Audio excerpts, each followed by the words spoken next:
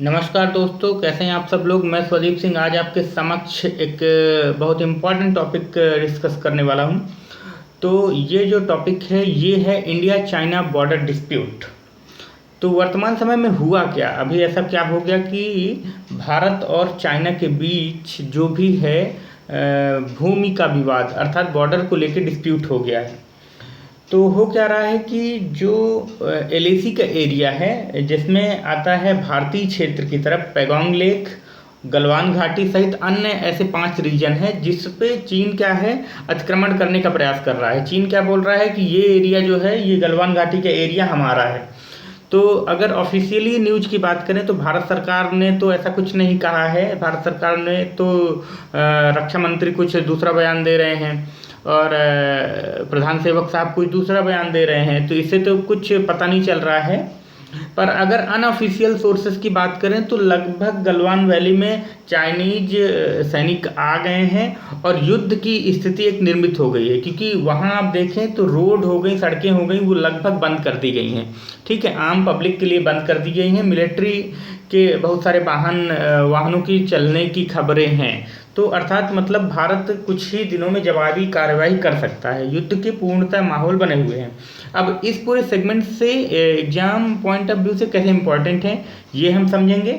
तो उसके पहले ये देख लेते हैं कि ये हमारे पेपर में जैसे हो गया यूपीएससी, तो ये यूपीएससी के किस टॉपिक से मैच करता है और क्यों इम्पोर्टेंट है। तो अगर यूपीएससी मेंस की बात करें तो मेंस की अगर हम बात करते हैं तो मेंस में आप देखेंगे तो ये आ जाता है जीएस पेपर 2 के लिए। जीएस पेपर 2 में आता है आईआर का सेक्शन है जिसमें आता है एक्सटर्नल इशूज। ठीक है, एक्सटर्नल अफेयर्स है, एक्सटर्नल इशूज है। तो इसमें ये पूरा जो है ये पूरे इससे क्वेश्चन बन सकते हैं इस पूरे टॉपिक से। एमपीपीएससी में अगर देखें तो बाह्य एवं आंतरिक सुरक्षा के मुद्दे सीधा एक टॉपिक लिखा हुआ है। तो उसका जब आंसर आप लिखेंगे तो ये पूरी चीज़ें कोट कर सकते हैं, या कि तो डायरेक्ट पूछ सकता है कि भारत चीन विवाद के ऊपर टिप्पणी लिखिए, या कि सीधे 3 नंबर के क्वेश्चन आ सकते हैं कि एलएसी क्या है, एलओसी क्या है। एलओसी जो है वो पाकिस्तान के साथ सीमा बनती है, उसकी हम चर्चा बाद में करेंगे कभी। अभी तो फिलहाल हम एलएसी की बात कर रहे हैं। ठीक है, इस टाइप के क्वेश्चन पूछ सकता है। काराकोरम वहीं पड़ता है तो इससे भी क्वेश्चन पूछे जा सकते हैं। तो चलिए इस पूरे टॉपिक को स्टार्ट करते हैं और फुल डिटेल में देखते हैं कि इसका ऐतिहासिक परिप्रेक्ष्य क्या है, भौगोलिक महत्व क्या है। ठीक है, इतिहास में ऐसा क्या हुआ था जिस कारण से ये बॉर्डर टेंशन कभी सुलझ ही नहीं पाई। इंडिया और उसके बीच बॉर्डर ही नहीं लगभग डिसाइड हो पाई है। ठीक है, तो इसमें आप देखेंगे कि हाँ, पहले ये भी देख लेते हैं कि प्रीलिम्स पॉइंट ऑफ व्यू से कैसे क्वेश्चन आ सकते हैं। तो प्रीलिम्स पॉइंट ऑफ व्यू से एमपीपीएससी में प्रीलिम्स के लिए हो गया, यूपीएससी प्रीलिम्स के हो गया, और यूपीपीसीएस के लिए हो गया, सीजीपीएससी के लिए हो गया, व्यापम, संविदा, एसआई, जितने भी एग्जाम होते हैं जिसमें एमसीक्यूज बेस्ड क्वेश्चन आते हैं तो उसमें यहाँ से क्वेश्चन बन सकते हैं। अब क्वेश्चन किस टाइप के बन सकते हैं ये हम पूरे वीडियो में डिस्कस करेंगे। तो चलिए शुरू करते हैं टॉपिक। तो देखिए ये है भारत का अपर पार्ट। ठीक है, तो ये जो वर्तमान में ये जो नया मैप भारत सरकार द्वारा लॉन्च किया गया था, रिलीज किया गया था आर्टिकल 370 हटने के बाद, तो इसमें क्या था कि जम्मू कश्मीर का ये पहले पूरा रीजन हुआ करता था, तो जिसमें उन्होंने क्या किया कि इसको 2 यूनियन टेरिटरी बना दिया। पहले ये एक राज्य हुआ करता था, अब ये 2 यूटी में हो गया है। तो ये हो गया जम्मू कश्मीर का रीजन। ठीक है, और दूसरा ये हो गया लद्दाख का रीजन। ये हो गया हमारा पूरा एरिया। ठीक है, अब जब ये हमारा एरिया है तो अब इसमें डिस्प्यूट की क्या बात है। तो डिस्प्यूट की बात आप समझ में आएगी कि हुआ क्या है कि ये एक रेखा है। ठीक है, भारत जो है वो इसको सीमा मानता है। 62 के युद्ध के बाद हुआ क्या कि चीन ने इस पूरे इतने एरिया को अतिक्रमण कर लिया। ये अक्साई चीन का इलाका कहलाता है। इसी अक्साई चीन के बाद अब जो करंट की पोजीशन बनी हुई है वो इस रेखा के आसपास कहीं बनी हुई है। ठीक है, इस रेखा पर करंट की पोजीशन बनी हुई है, इसको बॉर्डर माना जा रहा है। इसी को बोला जाता है LAC, actual line of control, वास्तविक नियंत्रण रेखा। ठीक है, ये पूरी लद्दाख और जम्मू कश्मीर में नहीं है, ये अरुणाचल प्रदेश तक है। पूरी चीनी बॉर्डर को जो कि भारत से मिलती है उसको एक्चुअल लाइन ऑफ कंट्रोल कहा जाता है। अब एलओसी की थोड़ी चर्चा कर लेते हैं। तो जो भी चीन से पाकिस्तान से जो सीमा लगती है, ठीक है, पाकिस्तान इधर से आप देखेंगे तो ये हमने पूरा मैप है, यहाँ पे कहीं से ये यहाँ तक का एरिया, ये एरिया क्या है, पाकिस्तान ऑक्यूपाइड कश्मीर है, ठीक है, पीओके का क्षेत्र है। तो ये जो लाइन है इसको बोला जाता है लाइन ऑफ कंट्रोल। ये क्या है, LOC, और ये क्या है, ये एक्चुअल कंट्रोल है, वास्तविक नियंत्रण रेखा। अब उसके बाद हम थोड़ा सा अभी डिस्प्यूट हुआ है तो गलवान लेक की बात कर लेते हैं। गलवान लेक नहीं है, गलवान नदी है। तो एक नदी थी जो अक्साई चीन से इस क्षेत्र की ओर बहती है, भारतीय क्षेत्र की ओर, और ये यहाँ पे आके यहाँ से बहती है श्योक नदी। तो ये श्योक नदी मिल जाती है। इसी नदी की घाटी को बोला गया गलवान घाटी, जो आप न्यूज़ में सुनते आ रहे हैं कि गलवान घाटी। तो ये गलवान घाटी ये है, एक नदी की घाटी क्षेत्र है। अब इसका नाम गलवान कैसे पड़ा, तो एक पुराने व्यापारी हुआ करते थे गुलाम गलवान साहब। तो वो क्या करते थे, उन्होंने इस नदी के ओरिजिन का पता लगाया और उन्होंने बताया कि एक नदी है जो ऐसे ऐसे बहती है और श्योक नदी में आके मिलती है। तो उन्हीं के नाम पर इस नदी का नाम रख दिया गया गलवान। ठीक है, तो ये भी हो गया गलवान। अब उसके बाद जो दूसरा हमारा इलाका है जो काफ़ी डिस्प्यूट पे बना हुआ है, तो एक है पेंगोंग लेक के आसपास का इलाका। आपने अगर 3 इडियट्स मूवी देखी होगी तो लास्ट में उसमें जो वीडियो रहता है, जब वहाँ पे किससे मिलते हैं, सुमसुम बांगड़ू, हाँ ठीक है, सुमसुम बांगड़ू जी से जब मिलते हैं वो क्या नाम से, आमिर खान, तो आप देखेंगे कि जो जिस लेक को दिखाया गया है वही पेंगोंग लेक है। ठीक है, तो पेंगोंग लेक के आसपास भी तनाव की स्थितियाँ बनी हुई हैं। अब पेंगोंग लेक को के आसपास भी तनाव की स्थितियाँ बनी हैं। अब पेंगोंग लेक के बारे में थोड़ा समझ लेते हैं कि पेंगोंग लेक के आसपास जो है भारतीय सीमा तरफ और चीनी सीमा तरफ, ठीक है, तो होता क्या है, ऐसी ऐसी कुछ खड़ी खड़ी पहाड़ियाँ हैं। तो टोटल जो है पहाड़ी संख्या 4 तक भारत का क्या है, आधिपत्य है। 4 से 8 तक पहाड़ी संख्या क्या है, पहाड़ी संख्या 4 से लेके पहाड़ी संख्या 8 तक, ठीक है, तीखी ढलान की पतली पतली पहाड़ियाँ, फिंगर टाइप में इनकी ऐसी ऐसी पोजीशंस हैं, पैरेलल बनी हुई हैं। तो पहाड़ी संख्या 8 तक क्या है, दोनों सेनाएं आके पेट्रोलिंग करती हैं, और 8 के बाद का इलाका जो है वो चीन का है। तो अब हो क्या रहा है कि जो चीन है वो ये बोल रहा है कि ये जो 6, 7 और 5 का इलाका है इस तरफ आने का प्रयास कर रहा है, ये बोल रहा है कि ये हमारा है, ठीक है, जबकि वो किसी का नहीं है। उस क्षेत्र में दोनों सेनाएं पेट्रोलिंग करती हैं। तो यहाँ भी बहुत ज़्यादा तनाव की स्थितियाँ बनी हुई है। अब इस पूरे मुद्दे को समझने के लिए एक बार हम और दूसरे मैप को देख लेते हैं, तो इस मैप के माध्यम से और समझ पाएंगे। तो होता क्या है कि ये माजरा उठ क्यों रहा है इन दिनों। तो भारत सरकार क्या कर रही है कि इस क्षेत्र में बहुत ज़्यादा विनिर्माण के काम कर रही है। बॉर्डर BRO जो है, ठीक है, बॉर्डर रोड ऑर्गेनाइजेशन, वो रोड बना रहा है, यहाँ पे बड़ी बड़ी पुलिया बना रहा है। उसका कारण ये है कि हमारा जो सामरिक दृष्टि से ये क्षेत्र बहुत ही इम्पोर्टेंट है, तो हम क्या है पहुंच अच्छी बना पाए, क्योंकि ये इलाका पूरा पहाड़ी है। यहाँ से काराकोरम रेंज गई है, यहाँ से लद्दाख रेंज गई हुई है, ठीक है। तो ये पूरा जो एरिया है ये बहुत दुर्गम क्षेत्र है। तो इस क्षेत्र में रोड बना रहा है, और इसी उसका विरोध कौन कर रहा है, चाइना कर रहा है, ठीक है। दूसरी और बहुत सारे कारण हैं जिस कारण से चाइना क्या है इस क्षेत्र में अपना दावा प्रस्तुत कर रहा है। अब होता क्या है कि इस पूरे रोड के देख लेते हैं। तो ये रोड कहाँ से कहाँ तक जाती है, ये रोड जाती है डरबुक से लेके दौलत बेग ओल्डी तक। और ये रोड बनी कहाँ है, ठीक है, तो बनी ये है कि ये श्योक नदी के पैरेलल बनी हुई है, श्योक नदी के किनारे पर ही ये रोड बनी हुई है, और इधर से आके इसमें गलवान नदी मिल जाती है। तो आई होप ये पूरा मैप आपको समझ में आ गया होगा। और ये जो एरिया दिख रहा है, ये एरिया हो गया, ये पेंगोंग त्सो का इलाका है, ये एरिया हो गया, ये पूरा क्या है, ये चीन ने 62 के युद्ध के बाद 1962 में जो युद्ध हुआ था, तो उसके बाद ये पूरा एरिया अतिक्रमण कर लिया था। अब इसके हम ऐतिहासिक परिप्रेक्ष्य को समझेंगे तो हम समझ पाएंगे कि ये हुआ क्यों, ठीक है। तो आगे हम चलते हैं दोस्तों। तो ये देखते हैं, अब हम पूरी LOC के देख पाएंगे। तो ये देखिए कि ये जो वास्तविक नियंत्रण रेखा है LAC क्यों बोला गया, कि जब भारत और चीन का युद्ध हुआ 1962 के बाद, तो दोनों सेनाएं जिस क्षेत्र पर आकर खड़ी हुई और सीज फायर हुआ, तो वो क्षेत्र LAC कहलाया। ठीक है, तो ये पूरा रेखा यहाँ तक और यहाँ से यहाँ और ये अरुणाचल प्रदेश तक, ये जो है ये LAC है, LA और C। ठीक है, अब ये समझ लेते हैं यहाँ से क्वेश्चन कैसे आएंगे। आप तो बोलेंगे कि आप बताते जा रहे हैं पर क्वेश्चन कैसे आते हैं ये तो नहीं बता रहे हैं। तो पहले अब देख लेते हैं क्वेश्चन कैसे आएंगे। तो क्वेश्चन सीधे सीधे कभी कभी ये पूछ लिया जाता है कि टोटल चाइना जो भारत के साथ बॉर्डर शेयर करता है उसकी लंबाई कितनी है, तो आपको किलोमीटर बता देना है। ये बहुत ही ईजी क्वेश्चन है, तो दोस्तों आप इसको कमेंट में लिख के ज़रूर बताइए। ठीक है, क्योंकि ये हम इसलिए बोल रहे हैं क्योंकि MPPSC में एक बार के क्वेश्चन पेपर में शायद 2017 या 2018 का था, उसमें पूछा गया था कि बांग्लादेश की जो भारत से सीमा लगती है वो कितने किलोमीटर है। ठीक है, तो कभी कभी क्वेश्चन डायरेक्ट ऐसे पूछ लिए जाते हैं।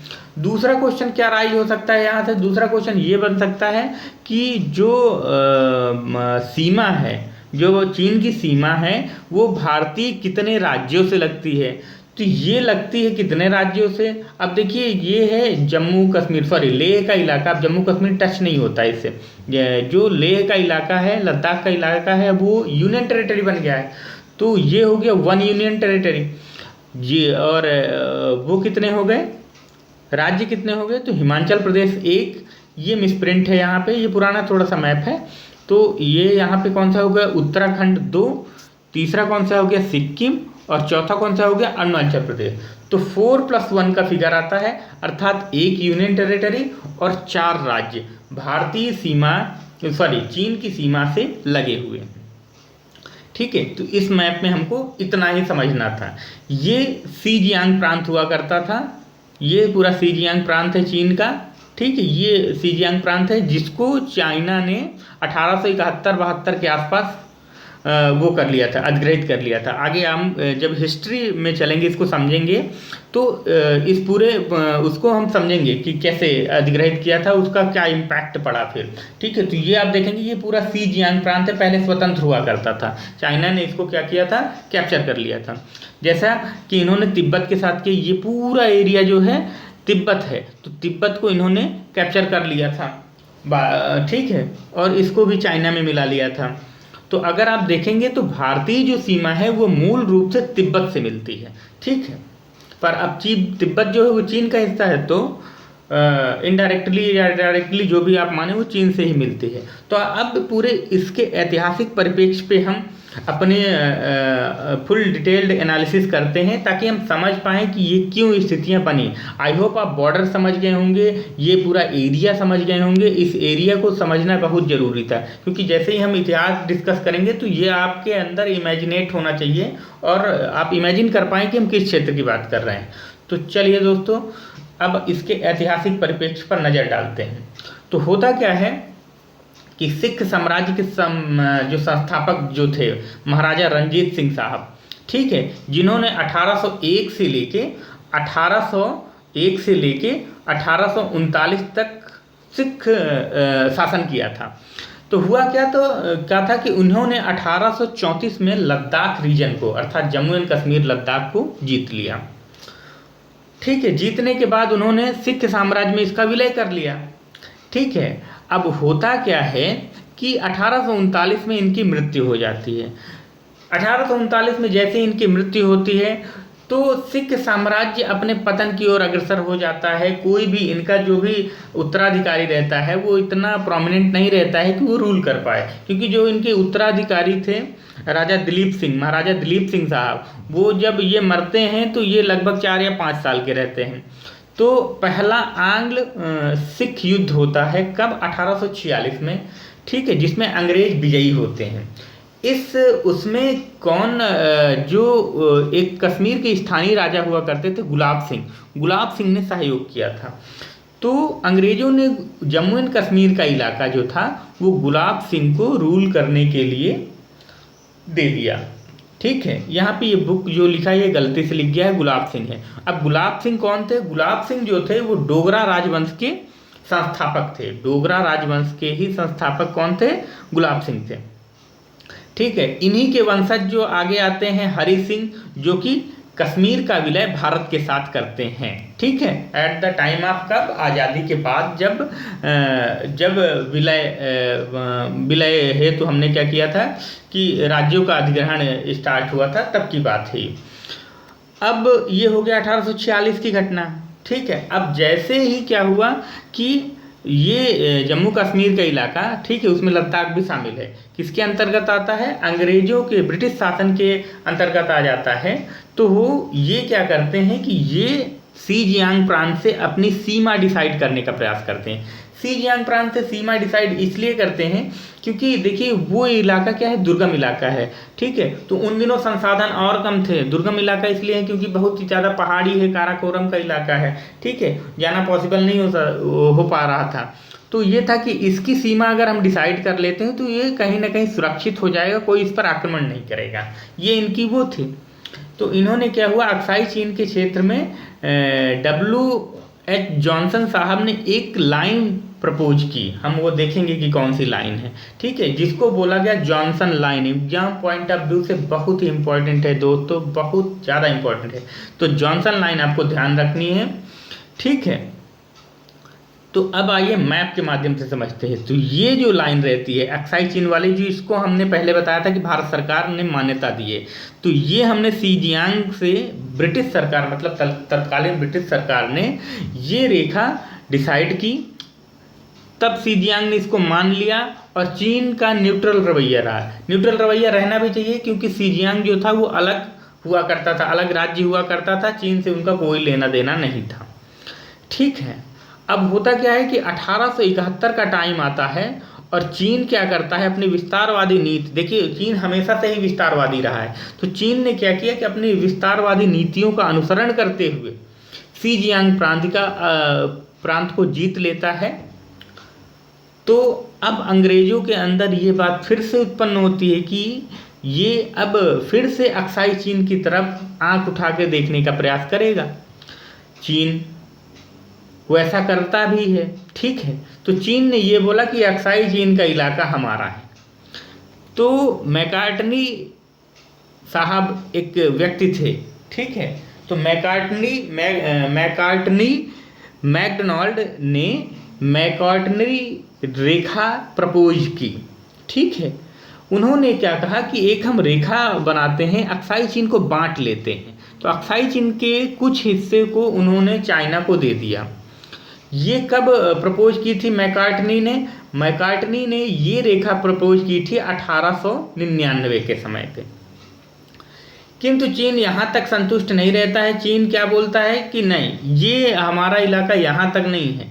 चीन क्या बोलता है, चीन अपना दावा करता है यहाँ तक कि हमारा ये पूरा जो अक्साई चीन का इलाका है ये पूरा हमारा है। तो ये देखिए, ये यहाँ पे काराकोरम रेंज है, ठीक है, ये पूरी काराकोरम रेंज है, और ये है दौलत बेग ओल्डी, जिसको हमने अभी पिछले मैप में देख लिया और समझ लिया, क्योंकि सबसे ऊंचला पॉइंट है जहाँ पे एरोप्लेन लैंड कर सकता है, ठीक है। मालवाहक विमान भारत सरकार ने उतारा था। तो हम जल्दी से रैपिडली, अगर कोई युद्ध की स्थितियाँ पैदा होती हैं तो हम अपने लड़ाकू विमान वहाँ पे वो कर सकते हैं और इस पूरे क्षेत्र पे नज़र रख सकते हैं। ये दौलत बेग ओल्डी का सामरिक महत्व है, ठीक है। तो हम ये देखते हैं कि चीन क्या बोलता है कि ये पूरा अक्साई चीन का इलाका हमारा है, अर्थात वो इसको बोलता है। अब देखिए चीन की वर्तमान स्थिति 62 की युद्ध के बाद क्या है, ये है, इस रेखा के पैरेलल है। तो ये देखिए, ये आती है गलवान घाटी और ये आती है पेंगो सॉ लेक, ये होती है पेंगो लेक, ठीक है। तो ये देखिए, यही इलाका चीन क्या है, यहाँ पे अपना दावा प्रस्तुत करता है और इस क्षेत्र को बार बार अतिक्रमित करने का प्रयास करता है। हालांकि इससे पहले 62 के बाद कभी भी गलवान घाटी पर अपना दावा चीन ने प्रस्तुत नहीं किया था, पर इन दिनों चीन की विस्तारवादी नीति और बढ़ रही है, जिस कारण से वो अपना दावा प्रस्तुत कर रहा है। तो आई होप ये आप पूरा समझ में आ गया होगा कि ये हो गई आपकी जॉनसन लाइन। ये एग्जाम पॉइंट ऑफ व्यू से बहुत इंपॉर्टेंट है, ठीक है। ये पूरी जॉनसन लाइन यहाँ तक है, जिसको भारत सरकार मानती है और इसी को हमारे मैप में दिखाया जाता है। दूसरी क्या हो गई, दूसरी हो गई मैकार्टनी लाइन, ठीक है, ठीक है। ये मैकार्टनी मैकडोनाल्ड साहब थे, जिन्होंने कब दिया था ये लाइन, 1899 में थी, कि प्रपोज किया था कि भैया इसको मान लो, आधा आधा बांट लेते हैं। ठीक है, पर चीन इसको भी नहीं मानता है। और चीन किसको बोलता है, यहाँ तक वो अपना दावा प्रस्तुत करता है और वर्तमान समय में यहाँ पे उसकी स्थिति है। तो ये आपको इस मैप से क्लियर हो गया होगा। आगे वही चीज़ें लिखी हुई हैं, आप देखेंगे कि हाँ, ये मैकार्टनरी जो भी हैं, ये लाइन प्रस्ताव दिया था मिस्टर मैकार्टनरी साहब ने। 1914 में मैकमोहन लाइन डिसाइड की जाती है, किसमें, शिमला समझौते में। ये भी क्वेश्चन बहुत इंपॉर्टेंट है कि किस समझौते के अंतर्गत मैकमोहन रेखा डिसाइड की गई थी, और ये है कहाँ पे। ठीक है, पूरी चीन चाइना के बॉर्डर को LAC बोला जाता है, मैकमोहन नहीं बोला जाता है। मैकमोहन मात्र इस सेक्टर को बोला जाता है जो कहाँ पे है, अरुणाचल प्रदेश में। ठीक है, ये 1914 का टाइम आ गया। अब आता है कब, 1951 का टाइम। तो होता क्या है कि जो चाइना रहता है वो इस क्षेत्र में, ठीक है, इस क्षेत्र में एक सड़क बना लेता है। 1951 से इस सड़क का निर्माण चालू होता है और 1959 में ये कंप्लीट हो जाती है।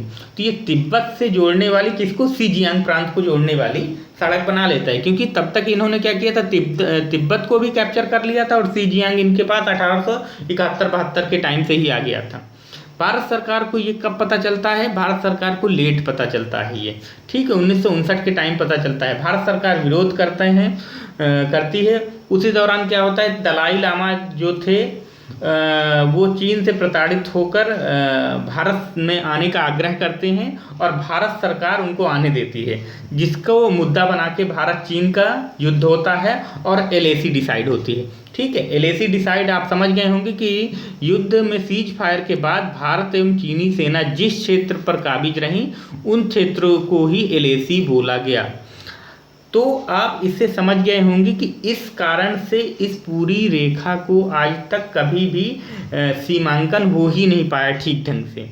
ठीक है, कुछ ऐसे इलाके हैं कि जहाँ पे 20-20, 30-30 किलोमीटर का इलाका है जहाँ पे दोनों सेनाएं पेट्रोलिंग करती हैं, तो वहाँ डिसाइड ही नहीं हो पाया है कि कौन किसका इलाका है। इसलिए सीमा विवाद हमेशा से ही बना रहता है। इसके पीछे प्रमुख जिम्मेदार कौन है, चीन है। क्योंकि देखिए, भारत में जो भी पहले रूलर थे उन्होंने भी प्रयास किया, पिछली सरकारों ने भी प्रयास किया और वर्तमान मोदी सरकार ने भी प्रयास किया, किंतु चीन लगभग अपनी विस्तारवादी नीतियों को पोषित कर रहा है। इसलिए वो क्या करता है, इन सब चीज़ों को डिनाई कर देता है, रिफ्यूज कर देता है।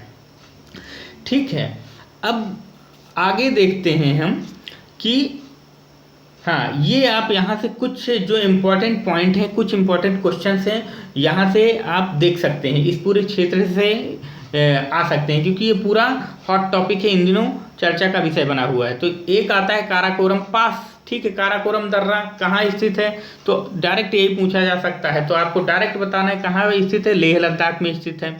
ठीक है, किसको जोड़ता है, तो ये लेह को जोड़ता है किससे, शीजियांग प्रांत से, चीन के राज्य शीजियांग से जोड़ता है। ठीक है, यहीं पे दौलत बेग ओल्डी है। ठीक है, तो ये पूरा हो गया।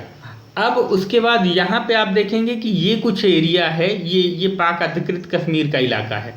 ठीक है, ये एरिया पाक अधिकृत कश्मीर का इलाका POK का है। ये सियाचिन ग्लेशियर है, दुनिया का सबसे ऊंचा युद्ध क्षेत्र है, अर्थात यहाँ पे युद्ध ग्राउंड है सबसे ऊंचा, सियाचिन का ग्लेशियर।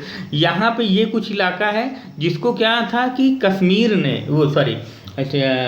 उसने पाकिस्तान ने किसको, चाइना को लीज पे दे दिया हुआ है। ठीक है, तो देखिए ज़मीन डिस्प्यूटेड है, तब भी इन्होंने बेच दिया, ये भी गलत किया है। ठीक है, तो अब आगे समझते हैं, इसमें परीक्षा उपयोगी कुछ फैक्ट बताए गए हैं। उसके पहले हम एक बात देख लेते हैं कि गलवान घाटी में अभी जो फेस ऑफ हुआ, दोनों सेनाएं के बीच में हिंसक झड़प हुई, जिसमें हमारे 20 जवान शहीद हुए और लगभग चाइना के 43, जो कि लगभग खबरों की बात है कि 43 या 44 के करीब सैनिक मारे गए हैं। तो इसमें ऐसा क्या था कि ऐसी कौन सी संधियाँ थी जिसके कारण हमने क्या था, गोली नहीं चलाई। ऐसा लगभग डोकलाम विवाद के भी टाइम आप देखेंगे कि चाइना और जो भारतीय सैनिक हैं वो क्या करते हैं, हाथ से लड़ाई करते हैं। ठीक है, कभी भी अस्त्र शस्त्र इन द सेंस की मतलब बंदूक नहीं, गोली नहीं चलती है। तो इसमें क्या था कि 1996 में नरसिम्हा राव सरकार ने एक संधि की थी। ठीक है, उसी संधि का आगे विस्तार कब दिया गया, 2005 के भी टाइम पे दिया गया था। तो इसमें क्या था कि देखिए इनमें सरकारों ने ये बोला कि भारतीय और उसके चाइनीज सरकार के बीच का ये आपसी समझौता था कि देखिए भारत बॉर्डर में टेंशन बनी रहती है, ठीक है, और सैनिकों के बीच अगर गोलियां चलती हैं तो युद्ध होने की आशंका उत्पन्न हो जाती है। तो इस कारण से हम क्या करते हैं कि हम ये एक नियम बना लेते हैं कि हम जब पेट्रोलिंग करने जाएंगे, जो डिस्प्यूटेड एरिया है, ठीक है, जो एलएसी का एरिया है, जो हमने पहले भी बताया कि लगभग 20-20 किलोमीटर का इलाका है जहाँ पे दोनों ओर की सेनाएं पेट्रोलिंग करती हैं। तो पेट्रोलिंग करने जाएंगे तो बंदूक तो लिए रहेंगे पर बंदूक पीछे टंगी रहेगी, ठीक है, और हम पेट्रोलिंग करेंगे और कभी भी झड़प होगी तो हम हाथ से लड़ाई कर लेंगे, लाठी डंडों से लड़ाई कर लेंगे, पर गोली नहीं चलाएंगे। इसी का पालन, इसी संधि के पालन करने के चक्कर में भारतीय हमारे 20 बहादुर जवान जो थे वो शहीद हो गए। ठीक है, तो आई होप समझ गए होंगे कि 2 संधियां आपको याद रखनी है। ये क्वेश्चन भी पूछा जा सकता है एग्जाम पॉइंट ऑफ व्यू से। तो ये किस सरकार में हुई थी, नरसिम्हा राव सरकार में हुई थी। इसकी संधि कौन सी, 1996 में, और दूसरी कब हुई थी, 2005 के टाइम पे। दोनों में लगभग उसी को विस्तार दिया गया था और पूरा मुद्दा यही था।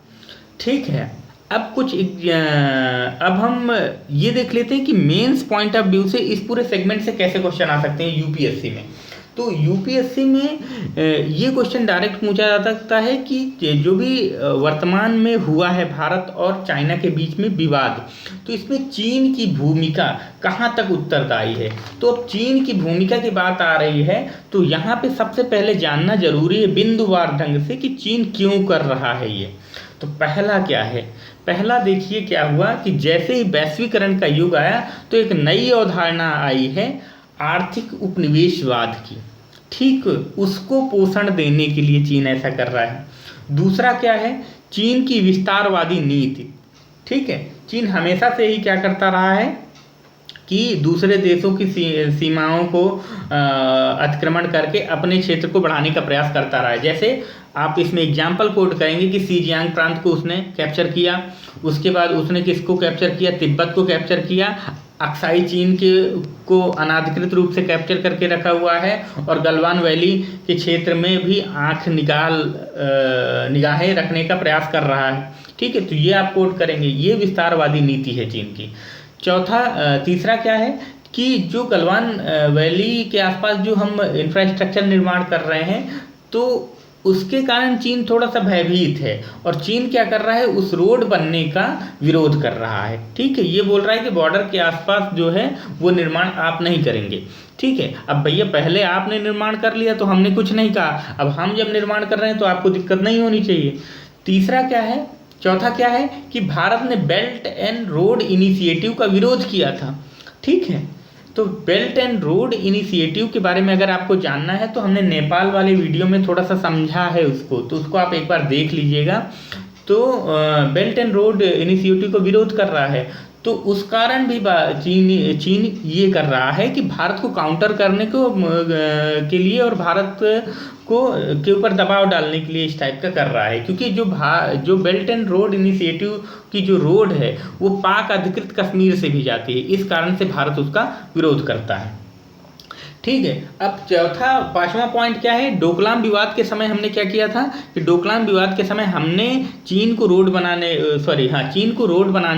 से रोक दिया था। किस सेक्टर में, सिक्किम और भूटान की बात हम करेंगे। डोकलाम विवाद जो था वो ट्राई जंक्शन का इलाका लगता है, तो हमने डोकलाम में रोक दिया था। ठीक है, वहाँ पे भी आपने देखा होगा कि भारतीय एवं चीनी सैनिकों के बीच हाथापाई की स्थिति बनी थी। छठवां पॉइंट आपका क्या रहेगा, छठवें पॉइंट में आप ये बताएंगे कि भारत जो है क्या नाम से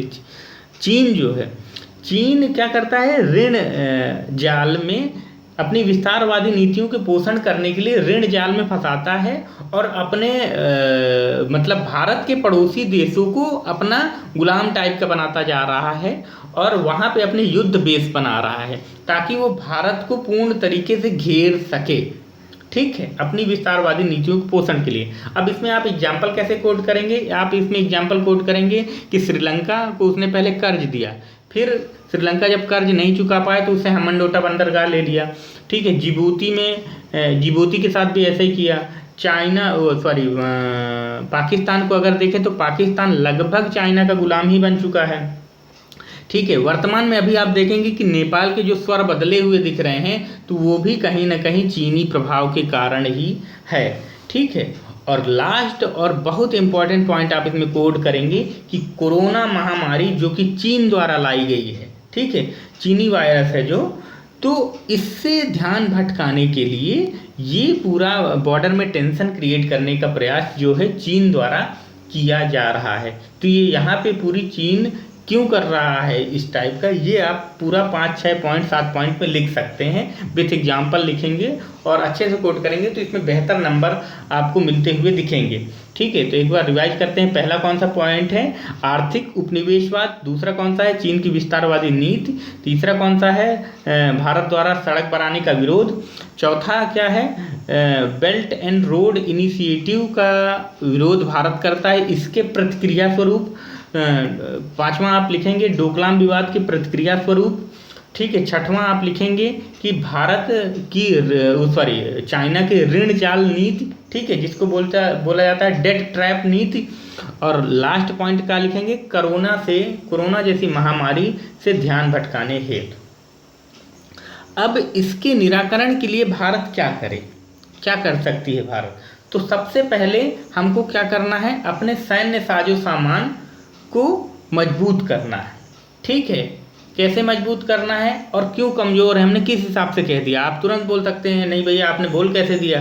ठीक है, क्योंकि इन दिनों आप देखेंगे राष्ट्रवाद की भावनाएं काफ़ी उग्र हैं भारतीय क्षेत्र में, तो कोई भी बोल सकता है। तो आप इसमें सबसे पहले शायद एग्जामिनर जो चेक कर रहा हो कॉपी वो भी बोल दे आपको कि भैया आपने ऐसे बिना तुक के बोल कैसे दिया कि हमारी सेना कमज़ोर नहीं है, हमारे पास जो साजो सामान है वो थोड़ा विंटेज हो गए। विंटेज का मतलब क्या है, पुराने हो गए, बाबा आदम के ज़माने में, उनको आधुनिकीकरण करने की आवश्यकता है जिसमें खर्चा लगेगा। क्यों ऐसा कह रहे हैं, क्योंकि ये मैं नहीं बोल रहा हूँ, ये सीएजी ने बोला था कि भारत के जो लगभग 68% लड़ाकू विमान हैं वो उनको नया करने की बहुत ज़्यादा ज़रूरत है, अर्थात नए लड़ाकू विमान लाने की हद से ज़्यादा ज़रूरत है। भारत के जो भी आयुध सामान है, ठीक है, तो गोला बारूद हो गया, ये सब क्या है, ये पुरानी टेक्नोलॉजी पर आधारित है जिनको अपग्रेड करने की आवश्यकता है, ये कैग ने बोला था। तो आपको ये पहले कोट करना है, क्योंकि देखिए हमको लगभग 2 मोर्चों पर युद्ध लड़ना पड़ सकता है। पहला तो पाकिस्तान के साथ, दूसरा हो गया चीन के साथ, चाइना है तो उसके साथ पाकिस्तान आ ही जाएगा। तो 2 मोर्चों पर युद्ध करने के लिए आपके पास बेहतर सामान की व्यवस्था चाहिए। तो इसकी पूर्ति के लिए, इसकी तत्कालीन पूर्ति के लिए हमने क्या किया है, अभी राजनाथ सिंह साहब जा रहे हैं कहाँ, हमारे जो हैं रक्षा मंत्री साहब रूस के साथ क्या करने जा रहे हैं, संधि करने, लगभग वही माना जा रहा है कि रूस के साथ ही समझौता होगा और वहाँ से वो MiG-21 और MiG-27 की सुखोई और MiG-27 की डील भी करने लगभग जा ही रहे हैं। ठीक है, तो ये अभी तात्कालिक पूर्ति है, पर हमको अगर लॉन्ग टर्म में देखना है, क्योंकि देखिए बॉर्डर डिस्प्यूट इतनी जल्दी सुलझने वाला नहीं है। ठीक है, कभी भी और भी उत्पन्न हो सकता है। तो यहाँ पे हमको क्या समझने की ज़रूरत है कि हमको मेक इन इंडिया जैसे प्रोग्राम को बढ़ावा देना चाहिए, जिससे हम क्या कर पाएँ कि हम अपनी जो भी यहाँ आयुध से ज़रूरी चीज़ें, युद्ध के साजो सामान है, वो हम घर पे ही बना पाएँ। ठीक है, तो आपको पहला ये कोट करना है। दूसरा आप क्या लिखेंगे, यूएस और रसिया से संबंध हमको अच्छे करने चाहिए। ठीक है, ताकि युद्ध के समय वो हमारी मदद कर सकें।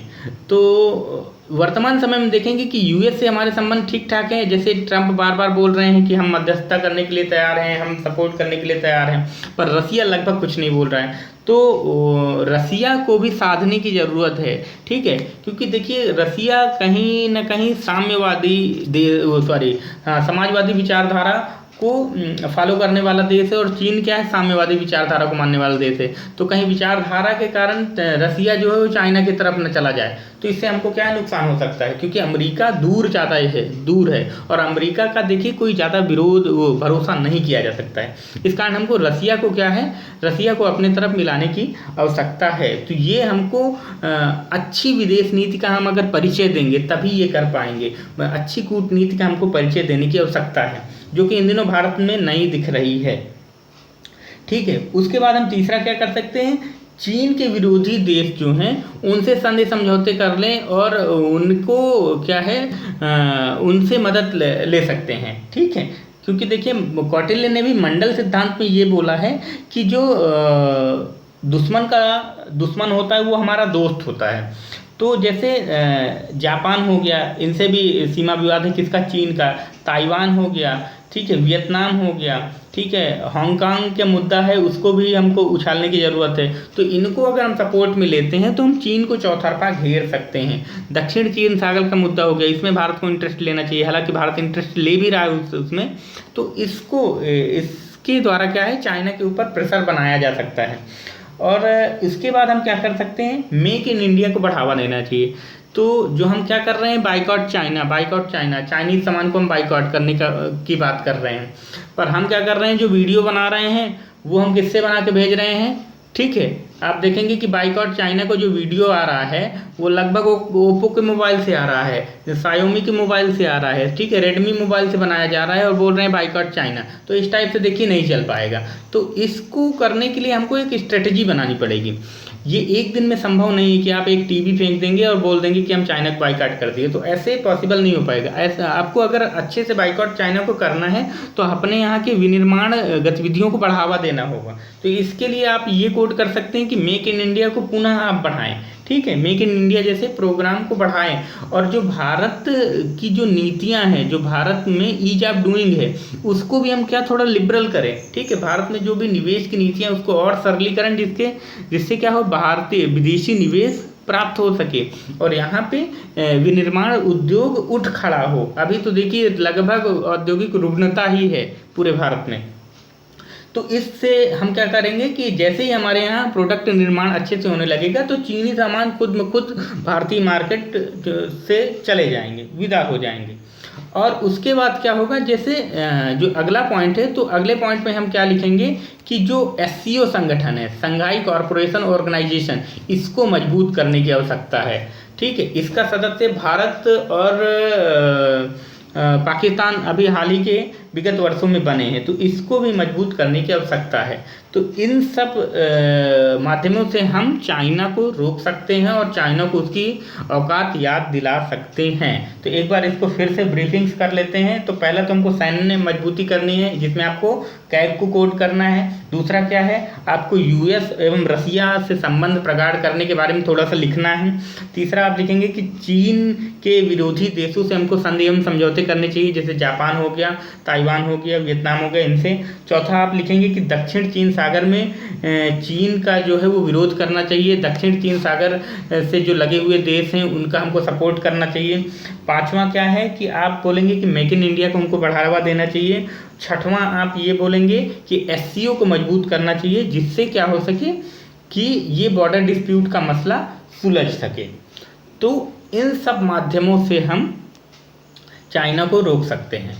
अब ये तो हो गया मेंस का टॉपिक जो हमने डिस्कस कर लिया। उसके बाद हम थोड़ा सा प्रीलिम्स के फैक्ट देख लेते हैं। तो काराकोरम दर्रा पूछा जा सकता है, तो हमने पहले ही अभी देख लिया कि काराकोरम दर्रा जो है वो लद्दाख को सीजियांग, ठीक है, सीजियांग प्रांत, चीन के सीजियांग प्रांत से जोड़ने वाला एक दर्रा है, जो कहाँ पे स्थित है, काराकोरम पहाड़ी, काराकोरम रेंज में स्थित है।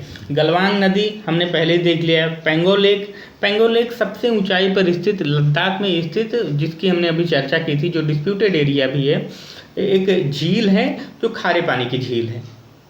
ठीक है, श्योक नदी जो है ये सिंधु नदी की सहायक है यहाँ। ठीक है, जो गलवान नदी है वो किस में आके मिलती है, श्योक नदी में, और श्योक नदी किस में आके मिलती है, सिंधु नदी में। ठीक है, दौलत बेग ओल्डी को भी हमने पहले ही डिस्कस कर लिया। तो आई होप दोस्तों आपको ये पूरा वीडियो समझ में आया होगा और इस उससे आपको बहुत ही इम्पोर्टेंट जानकारी मिली होंगी। ठीक है, आपके जो भी सुझाव हैं और आप किस टाइप आपको किस टाइप की समस्याएं आ रही हैं परीक्षा से संबंधित, फैक्ट से संबंधित, तो वो आप हमको कमेंट करके बता सकते हैं।